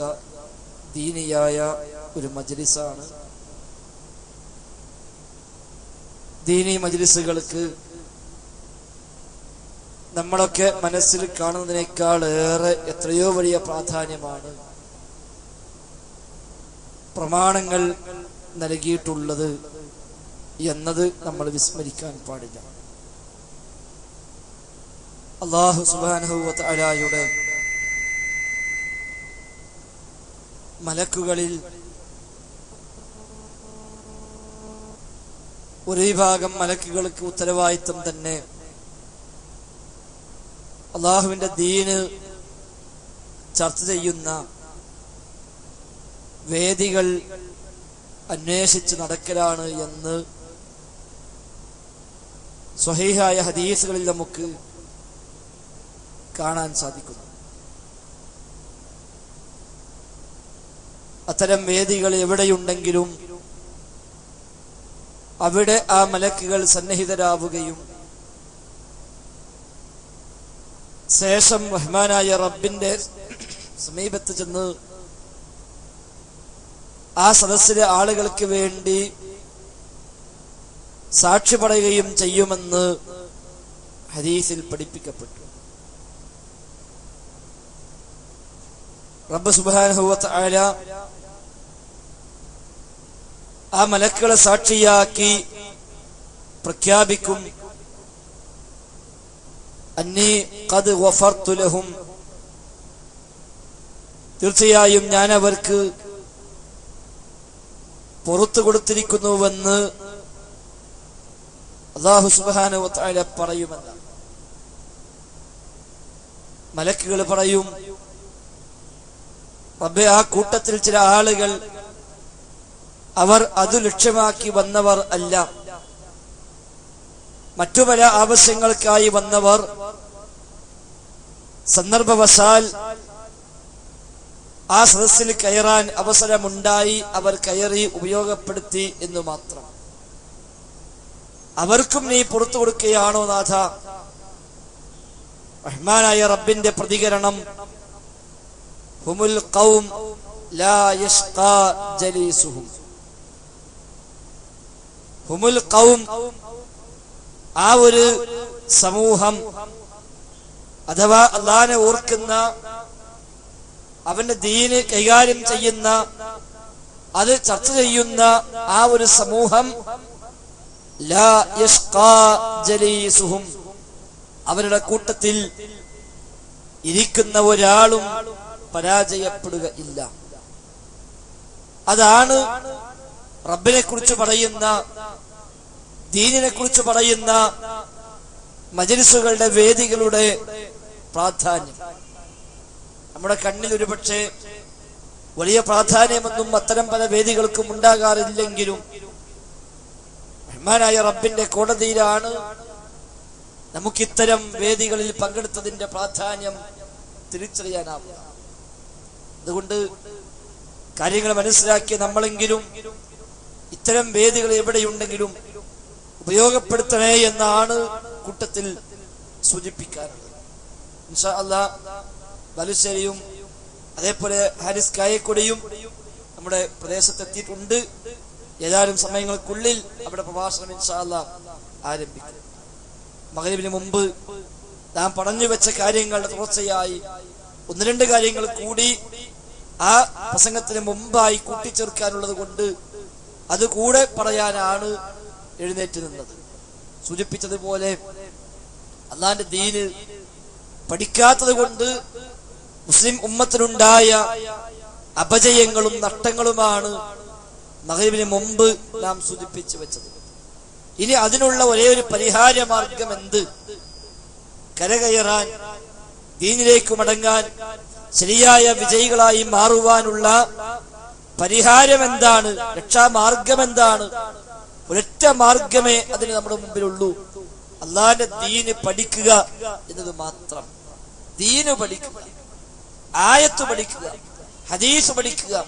എങ്കിൽ നമ്മെ ചൂഷണം ചെയ്യാൻ, നമ്മെ പറഞ്ഞു വഞ്ചിക്കുവാൻ ഇല്ലാത്ത പല കെട്ടുകഥകളും കുപ്രചാരണങ്ങളും അഴിച്ചുവിട്ട് അത് വിശ്വസിപ്പിച്ച് അവസാനം നമ്മളെ പരലോകം നഷ്ടപ്പെടുത്തുന്ന സാഹചര്യം ഉണ്ടാക്കാൻ ഒരാൾക്കും സാധ്യമല്ല. നാം ദീനു പഠിച്ചാൽ സ്വാഭാവികമായും ഏതെവിടുന്ന് കേട്ടാലും അത് പ്രമാണങ്ങളുടെ സ്ഥാനത്തിൽ മാറ്റിവെക്കുവാനും ശരിയാണോ അല്ലേ എന്ന് ഒന്ന് അന്വേഷിച്ച് മനസ്സിലാക്കുവാനും എല്ലാം അങ്ങനെയാകുമ്പോൾ നമുക്ക് സാധിക്കും. ഇല്ലാതെ വന്നാലോ വലിയ വലിയ അപകടങ്ങളിൽ പോയി ചാടുകയാകും. പരിണിത ഫലം എന്നുള്ളത് നമ്മൾ മനസ്സിലാക്കേണ്ടതുണ്ട്. ദീനു പഠിക്കലാണ് അതിനുള്ള ഒരൊരു പരിഹാര മാർഗം. ആയത്തുകളിൽ ഹദീസുകളിൽ ദീനു പഠിക്കുന്ന ആളുകൾക്കുള്ള മേന്മയും പ്രാധാന്യവും ഇത്രയാണ് പറഞ്ഞത്. വിശിഷ്യ ഖുർആൻ പഠിക്കുന്ന ആളുകൾ, 10 ആളുകൾ ഒന്നിച്ചു മരിച്ചിട്ട് 10 മയ്യത്ത് ഒപ്പം മറവ് ചെയ്യേണ്ടുന്ന ഒരു സാഹചര്യം വന്നാൽ ഈ 10 മയ്യത്തുകളിൽ ആദ്യം ഏതു മയ്യത്താണ് ഖബറിലേക്ക് ഇറക്കേണ്ടത് എന്ന ചോദ്യത്തിന് നിബിധങ്ങളുടെ മറുപടി, പ്രമാണങ്ങളുടെ മറുപടി, ആ കൂട്ടത്തിൽ ഖുർആനുമായി ഏറ്റവും അധികം ബന്ധമുള്ളവരാരോ അവന്റെ മയ്യത്ത് ആദ്യം ഇറക്കണം. ഉഹദ് യുദ്ധത്തിൽ 70 ആളുകൾ ഷഹീദായി. മുസ്ലിമീങ്ങൾക്ക് പട്ടിണിയും പ്രയാസവുമുള്ള സമയമാണ് ഉഹദ്. ആ സമയത്ത് 70 ആളുകൾ ഷഹീദായി. ഈ 70 ആളുകൾക്കും 70 ഖബറൊരുക്കി അവരെല്ലാം ആ ഖബറിലേക്ക് മറവ് ചെയ്യാനുള്ള സാഹചര്യം അന്ന് പട്ടിണിപ്പാവങ്ങളായ നമ്മുടെ നേതാക്കന്മാരായ ആ സ്വഹാബത്തിനില്ല. അതുകൊണ്ട് അല്ലാഹുവിന്റെ റസൂൽ പറഞ്ഞു കൊടുത്തു, നിങ്ങൾ ഖബർ കുറച്ച് വീതി കൂട്ടിക്കളക്കുക, വീതി കൂട്ടിക്കളക്കുക. ഒരു ഖബറിൽ 2-3 ആളെയൊക്കെ മറവ് ചെയ്യാവുന്ന രൂപത്തിൽ നിങ്ങൾ ഖബർ വിശാലമാക്കിയിട്ട് ഖബർ വീതി കൂട്ടിയിട്ട് നിങ്ങൾ കിളച്ചുകൊള്ളുക. എന്നിട്ട് 2-3 ആളെ മറവ് ചെയ്യുക. അതാ ഉഹദിൽ ഇന്നും പോയാല് ഒരു വളരെ കുറഞ്ഞ എണ്ണം ഖബറുകളെ നമ്മൾ അവിടെ കാണുന്നുണ്ട്. ഒരു ഖബർ 2-3 മഹാന്മാരെയാണ് മറവ് ചെയ്യപ്പെട്ടത്. അങ്ങനെ മറവ് ചെയ്യുമ്പോ അല്ലാഹുവിന്റെ റസൂൽ നൽകിയ നിർദ്ദേശമാണ്, ഈ ഷഹീദുമാരുടെ കൂട്ടത്തിൽ ശുഹദാക്കന്മാർ എന്ന് പറഞ്ഞാൽ വലിയ മർത്തബുള്ളവരാണ്. അതാണ് ദീനിനു വേണ്ടി രക്തസാക്ഷിത്വം വഹിച്ചവർ. ആ ശുഹദാക്കന്മാരിൽ ഈ കൂട്ടത്തിൽ ഏറ്റവും അധികം ഖുർആൻ അറിയുന്നവരാരോ അവരെ നിങ്ങൾ ആദ്യം ഖബറിലേക്ക് ഇറക്കുക എന്ന് റസൂലുള്ളാഹി സ്വല്ലല്ലാഹു അലൈഹി വസല്ലം. ഷഹീദായിട്ട് പോലും ശുഹദാക്കന്മാരെ കൂട്ടത്തിന് പോലും ഖബറിലേക്ക് മറവാടാൻ ആദ്യം മുന്തിക്കപ്പെടാൻ യോഗ്യത ഖുർആൻ പഠിച്ചു കാണുക. അത്രയേറെ മഹത്വം ഖുർആൻ പഠിച്ചവർക്കുണ്ട്. ആ വിശുദ്ധ ഖുർആനിന്റെ മാസം കൂടിയാണല്ലോ പരിശുദ്ധമായ റമദാൻ. ഖുർആൻ ഇറങ്ങിയ മാസം, റമദാൻ മാസം, ഖുർആൻ ഇറങ്ങിയ മാസം. ആ നിലയ്ക്ക് മുതലാക്കുക വേണം. റമദാൻ ഇന്നത്തെ കാലത്ത് ഏകദേശം എല്ലാവർക്കും ഇന്ന് റമദാൻ ഒരു അവസരമായി കണ്ടിട്ടുണ്ട്. അതിലേക്ക് പ്രവേശിക്കുന്നില്ല. കച്ചവടക്കാർക്ക്, അതേപോലെ പിരിവുകാർക്ക്, എല്ലാവർക്കും റമദാനാകാൻ കാത്തിക്കുക. എല്ലാവരും റസീറ്റൊക്കെ അടിച്ചൊക്കെ റെഡിയായി റമദാൻ മാസം കണ്ടിട്ടിട്ട് വേണം പിരിവ് തുടങ്ങാൻ എന്ന നിലക്ക് ഇറങ്ങി പുറപ്പെടുന്നത്. അതില് ഇഖ്ലാസോടുകൂടി ആത്മാർത്ഥമായ ദീനിന് വേണ്ടി സേവനം ചെയ്യുന്ന ഒരുപാട് മനുഷ്യന്മാർ കൂട്ടത്തിലുണ്ട്. നമ്മളെല്ലാവരും ഒറ്റവാക്കിൽ ആക്ഷേപിക്കല്ല. പക്ഷേ അതൊരു വരുമാന മാർഗമാക്കിയിട്ട് അതിന്റെ വിഹിതം പറ്റിയിട്ട് ജീവിക്കണ എത്രയോ മനുഷ്യന്മാർ. അപ്പൊ അതിൽ നിന്നൊക്കെ മാറിയിട്ട് നമ്മൾ ഖുർആന് പഠിക്കാൻ, ദീനുമായി ബന്ധപ്പെടാനുള്ള അവസരങ്ങളായിട്ടാണ് ഇതിനെല്ലാം കാണേണ്ടത്. അപ്പോഴാണ് നമുക്കത് വിജയമായി മാറുക. ആ നിലക്ക് ദീനു പഠിച്ച് ആയത്തുകൾ, ഹദീസുകൾ, ദീനി വിജ്ഞാനങ്ങൾ അതൊക്കെ സ്വയത്തമാക്കി ഒരു ശരിയായ വിശ്വാസിയായി മാറുമ്പോൾ, ഞാനൊരു മുഅ്മിനാണെന്ന് പറയുമ്പോൾ, ഞാനൊരു മുസ്ലിമാണെന്ന് പറയുമ്പോൾ, ആ ഒരു മുസ്ലിമിന്, ആ ഒരു മുഅ്മിനിന് എന്താണോ ഗുണമുണ്ടാവേണ്ടത്, എന്താണോ ക്വാളിറ്റി ഉണ്ടാവേണ്ടത്, ആ ക്വാളിറ്റി കാത്തു സൂക്ഷിക്കുന്ന ഒരു മുസ്ലിമായി ജീവിക്കാൻ അപ്പോഴാണ് നമുക്ക് സാധിക്കുക. മറ്റത് പേരില് നമ്മൾ മുസ്ലിമാന്ന് പറയാന്നല്ലാതെ, പാപ്പ മുസ്ലിം ആയതുകൊണ്ട് നമ്മൾ മുസ്ലിമായി, ഉമ്മയും മുസ്ലിം ആയതുകൊണ്ട് നമ്മൾ മുസ്ലിമായി. അതിനപ്പുറത്തേക്ക് മുസ്ലിം എന്ന വാക്കിന്റെ അർത്ഥമെന്ത് എന്ന ചോദ്യത്തിന് പോലും ഒരുപക്ഷെ മുസ്ലിം ഉമ്മത്തിൽ പലർക്കും ഉത്തരം കിട്ടിക്കൊള്ളുന്നില്ല. എന്താണ് മുസ്ലിം എന്ന വാക്കിന്റെ അർത്ഥം എന്ന് ചോദിച്ചാൽ അതിന് പോലും മറുപടി പറയാൻ കഴിയാത്ത മുസ്ലിമീങ്ങൾ ധാരാളമുണ്ട്. മര്യാദക്ക് ദീനുമായി ബന്ധപ്പെട്ട സാങ്കേതിക പദപ്രയോഗങ്ങൾ പോലും മനസ്സിലാക്കാൻ അവസരം കിട്ടിയിട്ടില്ലാത്തവർ. അതുകൊണ്ട് അതിൽ നിന്നും മാറി മഗ്‌രിബിന് മുമ്പ് ഞാൻ പറഞ്ഞു വെച്ചതുപോലെ ലക്ഷണമൊത്ത തിന്മയിൽ നിന്ന്, അന്ധവിശ്വാസങ്ങളിൽ നിന്നെല്ലാം മുക്തമായ, ഖുറാഫാത്തില്ലാത്ത, ബിദ്അത്തില്ലാത്ത, സുന്നത്തിനധിഷ്ഠിതമായ അല്ലാഹുവിന്റെ റസൂലിനെ അങ്ങേയറ്റം സ്നേഹിക്കുന്ന ആ റസൂലിന്റെ പേരിൽ പ്രവാചകൻ പഠിപ്പിച്ച രൂപത്തിൽ സ്വലാത്തുകൾ ചൊല്ലുന്ന, ആ നബിയെ സ്നേഹിക്കുന്ന, ആ നബിയുടെ പാതയെ പിൻപറ്റുന്ന പ്രവാചകരുടെ ലക്ഷണമൊത്ത ഉമ്മത്തിയായി ജീവിക്കാൻ നമുക്കായാൽ നാളെ പരത്രിക ലോകത്ത് ആ ഹബീബിന്റെ കൈകളാൽ നമുക്ക് ഹൗദുൽ കൗസർ കുടിക്കുവാനും ശഫാഅത്ത് ലഭ്യമാകുവാനും സ്വലാത്ത് കടക്കുവാനും സ്വർഗത്തിലേക്ക് എത്തുവാനും ഹബീബിന്റെ കൂടെ തന്നെ സ്വർഗത്തിൽ ഒരുമിച്ച് കൂടുവാനുമുള്ള അവസരമുണ്ടാകും. അതാണ് നമ്മൾ ലക്ഷ്യമായി കാണേണ്ടത്. അതിനായി പ്രാർത്ഥിക്കുക, പ്രവർത്തിക്കുക. റഹ്മാനായ റബ്ബ് അനുഗ്രഹിക്കുമാറാവട്ടെ. ഇൻഷാ അല്ലാഹ് ഇനി ഒരു ആമുഖ ഭാഷണം ബഹുമാനനായ ഹാരിസ് കായക്കൊടി നിർവഹിക്കും. അദ്ദേഹം ഇവിടെ എത്തിയിട്ടുണ്ട്. ശേഷം മുജാഹിദ് ബാലുശ്ശേരി മുഖ്യ പ്രഭാഷണം നിർവഹിക്കും. അഹ്ദൻ റമദാൻ എന്ന, റമദാന് സ്വാഗതം എന്ന വിഷയത്തിൽ ഊന്നിക്കൊണ്ടായിരിക്കും ഇൻഷാ അല്ലാഹ് മുജാഹിദ് ബാലുശ്ശേരിയുടെ സംസാരം ഉണ്ടാവുക. രണ്ട് സംസാരങ്ങളും അങ്ങേയറ്റം ഇഖ്ലാസോട് കൂടി നമ്മൾ കേൾക്കാനും അത് ജീവിതത്തിൽ പകർത്താനും നമ്മൾ ശ്രമിക്കുക. അല്ലാതെ കേവലം ഒരു പ്രസംഗം കേട്ട് പിരിഞ്ഞു പോയതുകൊണ്ട് കാര്യമൊന്നുമില്ല. ആ കേൾക്കുന്നത് നമ്മുടെ മനസ്സിൽ, നമ്മുടെ ജീവിതത്തിൽ പകർത്താൻ നമുക്കാവണം. ഒരു ചെവി കേട്ട് മറ്റൊരു ചെവി പോയിട്ടുണ്ടെങ്കിൽ എല്ലാവർക്കും നട്ടായി എന്നല്ലാതെ കേട്ടത് എന്താണെങ്കിലും അത് ഉള്ളിലേക്ക് ഇറങ്ങണം. അത് ജീവിതത്തിൽ മാറ്റമായി വരണം. അത് ഉള്ളിലേക്ക്, മനസ്സിന്റെ ആഴങ്ങളിലേക്ക് അത് ഇറങ്ങി അത് ചിന്തിച്ച് റബ്ബേ ഇങ്ങനെ കണ്ടോ, എനിക്കറിയില്ലല്ലോ, എത്ര കാലായി നമ്മളൊക്കെ ഇവിടെ പള്ളിയിൽ പോയി നിസ്കരിക്കുന്നത്, എത്ര കാലായി നമ്മൾ ഉസ്താദുമാരെ വഴുതയിക്കുന്നത്, പക്ഷേ ഇങ്ങനെയൊക്കെ ഇസ്ലാമുള്ളത് എനിക്കറിയില്ലല്ലോ, ഇങ്ങനെ ആയത്തുണ്ടോ, ഇങ്ങനെ ഹദീസുണ്ടോ, റബ്ബേ എനിക്കറിയില്ലല്ലോ, ലാ ഇലാഹ ഇല്ലല്ലാഹ് എന്ന് പറഞ്ഞാൽ അല്ലാഹനെ മാത്രമേ ആരാധിക്കാൻ പാടുള്ളൂ എന്നാണോ, പിന്നെ എന്തിനാ ഓമാനുഷോദക്കളെ പെട്ടിക്ക് ഞാൻ പണം ഇടുന്നത്, പിന്നെ എന്തിനാ ഞാൻ ആ വക തെറ്റായ നേർച്ചകളും തെറ്റായ അത്തരം രീതികളുമായി നീങ്ങുന്നത് എന്നൊന്ന് ആലോചിക്കാൻ ഖുതുബിയ്യത്തിലുള്ള 1000 പ്രാവശ്യം യാഗൂസ് യാ മുഹിയുദ്ദീൻ അബ്ദുൽ ഖാദിർ ജീലാനി എന്ന് വിളിക്കുമ്പോ റബ്ബേ അല്ലാഹനെ വിളിക്കുന്ന സ്ഥാനത്ത് ഒരു മഹാനായ മനുഷ്യനെ ഇങ്ങനെ വിളിക്കാൻ എനിക്ക് വകുപ്പില്ലാന്ന് എനിക്ക് ഇപ്പോഴാണ് മനസ്സിലായത്. മൊയ്തീൻ ശൈഖിനെ സ്നേഹിക്കണം, മൊയ്തീൻ ശൈഖിനെ ആദരിക്കാം. മൊയ്തീൻ ശൈഖിന്റെ പാണ്ഡിത്യത്തിൽ നിന്ന് നമുക്ക് പഠിക്കാനുള്ളത് നമുക്ക് പഠിക്കാം. ആ ശൈഖിന്റെ അധ്യാപനങ്ങളിൽ പിൻപറ്റേണ്ടുന്നത് നമുക്ക് പകർത്തേണ്ടതുണ്ടെങ്കിൽ നമുക്കത് പകർത്താം. ആ മഹാന് വേണ്ടി നമുക്ക് പ്രാർത്ഥിക്കാം എന്നല്ലാതെ ആ മഹാനോട് തേടാൻ, ആ മഹാനോട് വിളിച്ചു പ്രാർത്ഥിക്കാൻ, ആ മഹാനോട് സങ്കടം പറയാൻ വകുപ്പില്ലാതെ റബ്ബേ എനിക്ക് ഇപ്പോഴാണ് മനസ്സിലായത് എന്ന് ഉൾക്കൊണ്ടുകൊണ്ട് അതിനനുസരിച്ച് ജീവിതം മാറി നാളെ പരലോകത്തെത്തും റബ്ബേ. ആ ഒരു ദഅ്വാ സെന്ററിലെ അന്നത്തെ ഒരു ഉദ്ഘാടന പരിപാടി, അന്നത്തെ ഒരു ക്ലാസ്, അതാണ് റബ്ബേ എനിക്ക് ജീവിതത്തിൽ മാറ്റായത്. അന്നത്തെ ഒരു ഉപദേശമാണ് എന്റെ ജീവിതത്തിൽ മാറ്റമുണ്ടാക്കിയത്. അന്നത്തെ ആ ഒരു ഒറ്റ ക്ലാസ് ആണ്, ആ ഒരു വഅളാണ്, ആ ഒരു പ്രഭാഷണമാണ് എന്നെ മാറ്റി ചിന്തിച്ചത്. അതുകൊണ്ടാണല്ലോ അൽഹംദുലില്ലാഹ് ഇപ്പൊ രക്ഷപ്പെടാൻ പറ്റിയത്, സ്വർഗത്തേക്ക് എത്തിയത്. അതിനു മുമ്പ് തോന്നിയാസങ്ങളുടെ പിന്നാലെ പോയി, മദ്യവും മയക്കുമരുന്നിന്റെയും പിന്നാലെ പോയി, ലക്ഷ്യബോധമില്ലാതെ ജീവിക്കുകയായിരുന്നു ഞാൻ. അല്ലാ അന്നത് കേട്ടത് കൊണ്ട് എനിക്ക് രക്ഷപ്പെടാൻ കഴിഞ്ഞത് നാളെ പരലോകത്ത് ഒരാൾക്ക് പറയാൻ കഴിഞ്ഞാൽ, ഒരൊറ്റ മനുഷ്യന് പറയാൻ കഴിഞ്ഞാൽ നമുക്ക് ദഅ്വാസെന്റർ മുതലായി. നമ്മളൊക്കെ ആ നിലയ്ക്ക് ഇതിനെ കാണുക, ജീവിതത്തിലെ മാറ്റത്തിലുള്ള ഒരു കേന്ദ്രമായി നമുക്ക് എല്ലാവർക്കും ദീനു പഠിക്കാൻ, ഈ ഇരിക്കുന്ന മുഴുവൻ മനുഷ്യന്മാർക്കും, ഈ ശബ്ദം കേൾക്കുന്ന മുഴുവൻ ആളുകൾക്കും, ഇതിന്റെ പരിസര പ്രദേശത്ത് താമസിക്കുന്ന ആളുകൾക്ക് മുഴുവൻ, വേങ്ങര മണ്ഡലത്തിലെ മുഴുവൻ മനുഷ്യർക്കും, മുസ്ലിം അമുസ്ലിം വ്യത്യാസമില്ലാതെ എല്ലാ മനുഷ്യർക്കും ശരിയായ ലക്ഷ്യബോധം നേടിയെടുക്കാൻ, പരത്രിക ലോകത്ത് വിജയിക്കാൻ, ലോകത്തിന്റെ നാഥനെ കുറിച്ച്, പ്രപഞ്ചത്തിന്റെ സൃഷ്ടാവിനെ കുറിച്ച്, സൂര്യചന്ദ്രന്മാരുടെ സൃഷ്ടാവിനെ കുറിച്ച് മനസ്സിലാക്കി ആ സൃഷ്ടാവിന്റെ മുമ്പിൽ സാഷ്ടാംഗം ചെയ്യാനുള്ള ഒരു അവസരമാക്കി മാറ്റാൻ ഈ ദഅ്വാ സെന്റർ കൊണ്ട് സാധിക്കണം. എല്ലാവരും അതിനുവേണ്ടി ഉത്സാഹിക്കുക, പ്രവർത്തിക്കുക, പ്രാർത്ഥിക്കുക.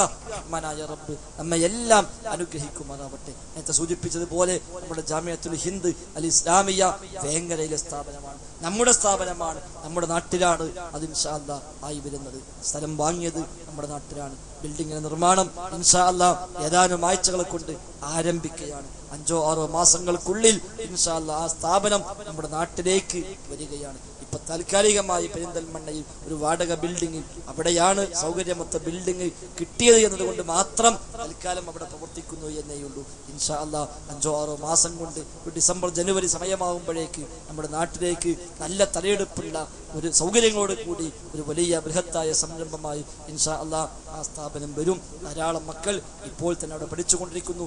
200ഓളം വിദ്യാർത്ഥികൾ ഇപ്പോൾ അവിടെ താമസിച്ച് പഠിച്ചുകൊണ്ടിരിക്കുന്നുണ്ട്. ഖുർആൻ ഹിഫ്ളാക്കാനും ഹദീസ് ഹിഫ്ളാക്കാനും അഖീദകൾ പഠിക്കാനും ഫിഖ്ഹ് പഠിക്കാനും മറ്റ് ഗ്രന്ഥങ്ങൾ പഠിക്കാനും എല്ലാമുള്ള സൗകര്യം നാം അവിടെ ആരംഭിച്ചു കഴിഞ്ഞു. അങ്ങനെ ആ സ്ഥാപനം ഇൻഷാ അല്ലാഹ് നമ്മുടെ നാട്ടിലേക്ക് വരും. നമ്മളെല്ലാവരും അതിനുവേണ്ടി പരിശ്രമിക്കേണ്ടതുണ്ട്. അതിന് നിർമ്മാണ പ്രവർത്തനങ്ങളിൽ നമ്മുടെ എല്ലാ അർത്ഥത്തിലുമുള്ള സഹകരണം ഉണ്ടാവേണ്ടതുണ്ട്. കേവലമായ സാമ്പത്തികം മാത്രമല്ല, നമ്മുടെ എല്ലാം ഉള്ള ശ്രദ്ധയും നമ്മുടെ അധ്വാനവും എല്ലാം അതിന് ആവശ്യമുണ്ട്. നമ്മളൊക്കെയാണ് അത് പൂർത്തിയാക്കാനുള്ളത്. അതോടൊപ്പം സാമ്പത്തികമായും സഹായിക്കേണ്ടതുണ്ട്. നമ്മുടെ ഈ ദഅ്വ സെന്ററും ഇൻഷാ അല്ലാഹ് ഇത് കേന്ദ്രീകരിച്ച് വേങ്ങര മണ്ഡലത്തിലെ KNM-ന്റെ കീഴിലുള്ള മുഴുവൻ ദഅ്വ പ്രവർത്തനങ്ങളും നാം ഇവിടെ ഇൻഷാ അല്ലാഹ് സംഘടിപ്പിക്കുകയാണ് റമദാനോട് കൂടി. അതിനെല്ലാം ഒരുപാട് സാമ്പത്തിക ബാധ്യത വരും. നമ്മളൊക്കെ കൂടി മെനക്കെട്ടിട്ടാണ് അത് ഉണ്ടാക്കേണ്ടത് എങ്കിൽ അതൊന്നും പ്രയാസമുള്ള കാര്യമല്ല. ആ നിലക്ക് എല്ലാവരും ഒന്ന് മനസ്സു വെക്കണം എന്ന് മാത്രം ഒറ്റവാക്കിൽ സൂചിപ്പിച്ചുകൊണ്ട് അവസാനിപ്പിക്കുന്നു. ഇൻഷാ അല്ലാഹ് ശേഷം ബഹുമാനനായ ഹാരിസ് കായക്കുടി അഭിസംബോധന ചെയ്തുകൊണ്ട് നമുക്ക് സംസാരിക്കും. അതിനായി അദ്ദേഹത്തെ ക്ഷണിച്ചുകൊണ്ട് നിർത്തുന്നു. അസ്സലാമു അലൈക്കും വറഹ്മത്തുള്ളാഹി